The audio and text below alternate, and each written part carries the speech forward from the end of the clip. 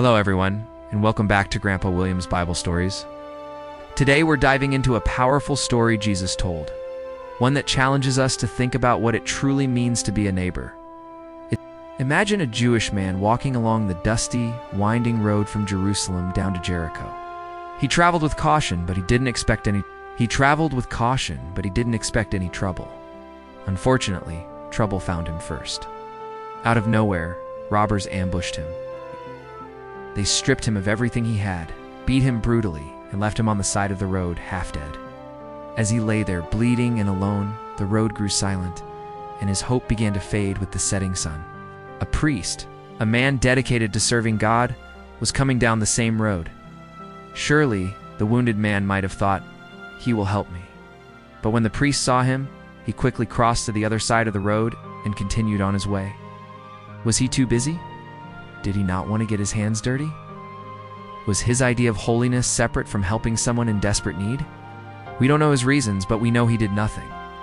A little while later, another person appeared, a Levite, another respected religious figure who served in the temple. He walked over, took a look at the man lying in the dust, and then he too passed by on the other side. He saw the need, he acknowledged it with a glance, but he chose to walk away. It's a sad reminder that sometimes religion without compassion is just empty noise. Just when all hope seemed lost, a third traveler approached. This man was a Samaritan. In those days, Jews and Samaritans despised each other. They were enemies, separated by deep-seated prejudice and history.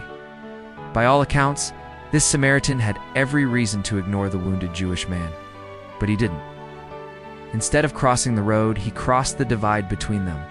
He stopped, knelt beside the broken man, and his heart was filled with compassion. Then, he lifted the man onto his own donkey and took him to a nearby inn to recover. Mercy always has a cost, and this Samaritan was willing to pay it. At the inn, he didn't just drop the man off. He took out 2 silver coins, a generous amount, gave them to the innkeeper.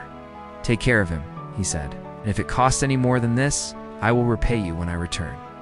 After telling this story, Jesus turned to the expert in the law who had first asked him, "Who is my neighbor?" and posed a question of his own. Which of these 3, do you think, was a neighbor to the man who fell among the robbers? The answer was undeniable. It wasn't the priest or the Levite. It was the one who showed mercy. This story teaches us that being a neighbor isn't about living next door or belonging to the same group. It's about acting with mercy. Mercy isn't just a feeling, it's a movement.